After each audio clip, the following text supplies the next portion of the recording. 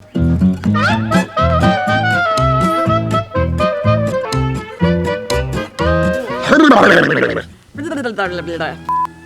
still fresh. Does she need to be this close to me? Is this? Hey, welcome back. I'm Jen Woodhouse. This is my husband Adam, and we are so excited to show you our DIY project. We're so excited to show you our brand new paver project. What did I just say? We are so excited to show you today's DIY project. Check out our beautiful new Paver Walkway. Paver Walkway?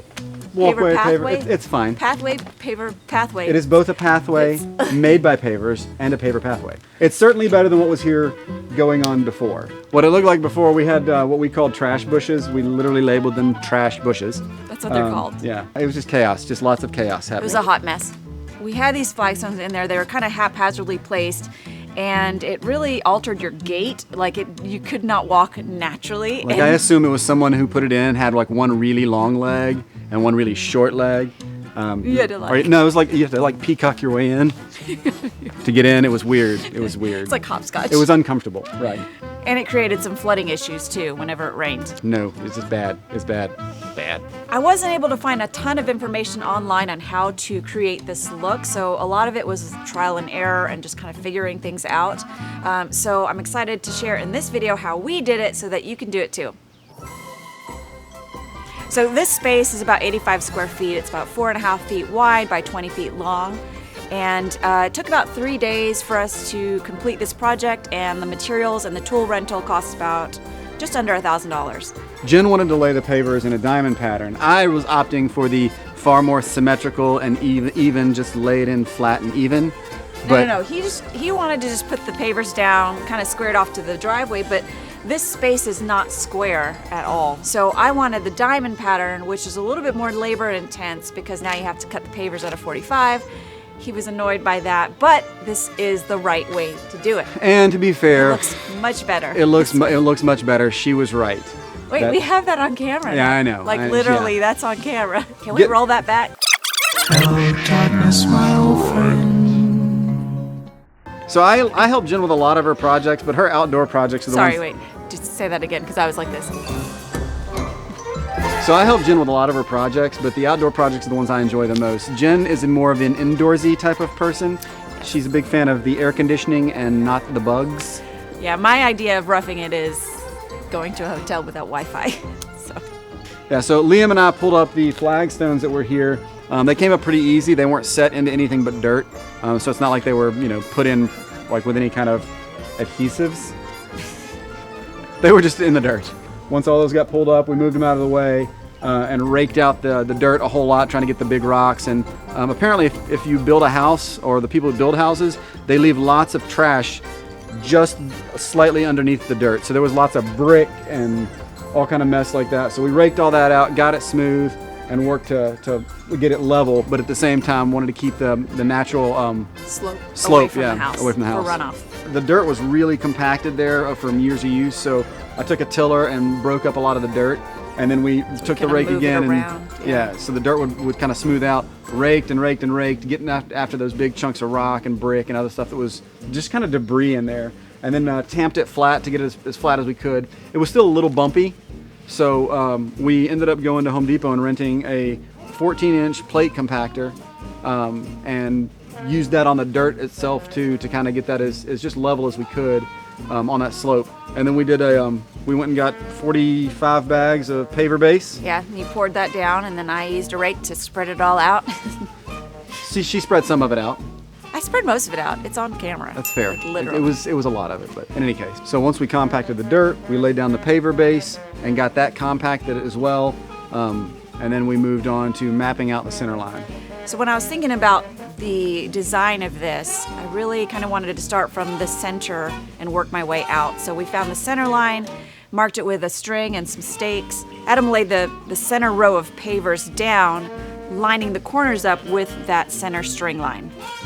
Yeah, that helped us keep a straight line all the way through. And once the center row was done, we could start looking at setting in the outer edges. As we were laying out the outer ones, we realized we needed something to keep the space between the pavers consistent. Yeah, so we used some 2x4s as spacers to lay in those grid lines. Yep. Every paver we're laying in was spaced equally. And then once you laid the outer row of the pavers, we were able to snap a chalk line. And now this chalk line is going to be the cut line where Adam's going to make all the cuts because I don't want to do that. So making all the cuts means picking up all the pavers that we put back down that needed to be cut, carrying them over to the saw. And we could have used an angle grinder, but we wanted to have a consistent straight cut. So I put a masonry blade on Jen's rigid miter saw, and it was consistent cuts right where we wanted them. I'd had to throw some oil on it because the dust that's getting in there was made things kind of difficult to move. Gunking it up. Yeah. Gunking it up. Gunking, that's a word. Okay, we'll go with that. Gunking is a verb Be now. sure to wear a dust mask because that stuff is super nasty. So Jen's real big about making sure that I wear the appropriate protective gear when we're doing this stuff, and that keeps me safe. So the dust coming off of these pavers as we're cutting them, it's significant. It's concrete dust, and that's not good to breathe. And we did find that the smaller cutoffs were they didn't have the weight to set in place and stay where we wanted to stay. So we found this. What is that stuff called? The no-dig landscape edging. We use that. You just kind of roll it out, and then you drive the stakes in place. So that kind of held that outer perimeter of the pavers where it needed to be, because I was obsessed with keeping everything in place and in line and straight, because Symmetry. Symmetry. I can't with that. Like, I cannot sleep at night. He's not an attention to details kind of guy. That is not accurate. I am a career military officer. I have attention to detail. Jen, on the other hand, has obsessive compulsive. That's not obsessive compulsive. No, it is. It's like obsessive compulsive excellence. Obsessive compulsive excellence. It's a new thing, and she has it. It's OCE. Yes. So yeah, it's amazingly wonderful and really annoying sometimes. All right, so now to set the pavers in place and kind of lock them into place, we have to, press them down, compact them so that they won't move. The instructions for the plate compactor say that if you're going to use it on top of pavers to tamp in, that you need to use either 1/4 inch of plywood or 3 inches of paver sand. We didn't want to use that much paver sand, so Jen has loads of scrap wood laying around, so we used some plywood that she had. But when we found when we did it, the paver would move a little bit out of the place that we had put it. Drove me crazy. We used the 2x4s to make sure that our pavers were all spaced evenly. Everything was as straight as we could make it, and then tamped that down with the 2x4s. So those 2x4s, when we set them in there, they not only have consistent spacing, but it'll hold the pavers in place while the compactor is going and vibrating over it. So I just really wanted it to be in the same position that I wanted it to be perfect. It's not perfect. It's not. But it doesn't bother me as much as I thought it would. But we're not going to let perfect be the enemy of good. He always tells me that. So we pulled the 2x4s back out, now that we had everything kind of set in place where we wanted, and we put paving sand between the pavers. Yeah. And then we put the 2x4s back on top of that. I kind of used the 2x4s to tamp it down too, to kind of lock the pavers in place. And then we laid the plywood back on top of the 2x4s on top of the paver sand and tamped that down again. So now everything is locked and as secure as we can make it in place. Flat, level, and as straight as we can make it. Now that the path is flat, level, straight enough, it's time to install the artificial grass. You would think that you would cut strips of grass and lay them in between in the grids, but like I said, I didn't find a whole lot of information online, but I did find a few professional landscape websites that sort of hinted at what they do. I mean, they're not going to divulge their secrets, but from what I could gather is that they actually laid the entire blanket of artificial grass over the entire walkway and then cut out the pavers individually. It's a lot more labor intense and tedious, but I think it's the better way to go because the grass is more secure, and because they're all connected and it's interlocked, and it looks better and more precise. So that's the route that we went. Yeah. Now you could plant grass or seed between these. No, that's why nothing ever grows here. Is that why? I don't know. Because there's I'm not no a horticulturalist. sun. I mean, that's why there was only dirt back there. I thought it was just because everybody walked on it. No, I don't think we could have grown grass there. Okay, never mind that part. So this is more maintenance, like less maintenance. Yeah. Okay. Never More mind maintenance free. That's awkward. More maintenance free. Less maintenance. Less maintenance. Less Words are maintenance hard. required. This is less labor intense, unlike talking, which is difficulter. When Jen laid this thing out and figured out she wanted to cut around the pavers that were underneath it, not being able to see them, makes it a little harder. We tried a bunch of different tools to cut this artificial grass. I tried kitchen shears, scissors, a utility knife. I used my K-bar. He only did that because he likes Sons of Anarchy. Or because I'm, Army, soldier, got a K-bar knife. I have this blade.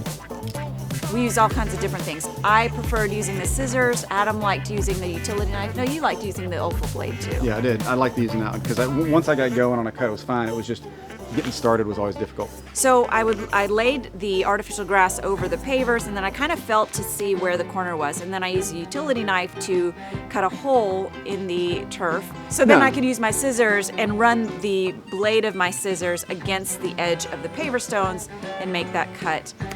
And that was super tedious. You just got to embrace the monotony, and because you're going to be doing this for like hours. It's going to be a minute. Unless you use another tool, which I didn't know existed until after we had finished this project. There's actually a type of cutting device known as grass shears. It's literally called grass shears. And they're sold conveniently at Home Depot. And we purchased this from Home Depot. But we know what we didn't purchase? Grass shears. Grass shears. We used scissors. Hey, they worked for me. It did. It just took me a really long time. All right, so the final step is we secured the artificial turf with landscape staples, and that was it. And then Adam, did the edging over here, and we mulched the bed and planted all that stuff to make it look really pretty. And then Jen made me move that giant rock from way the crap over there. Over there. But it looks perfect here. It looks so good. Yeah.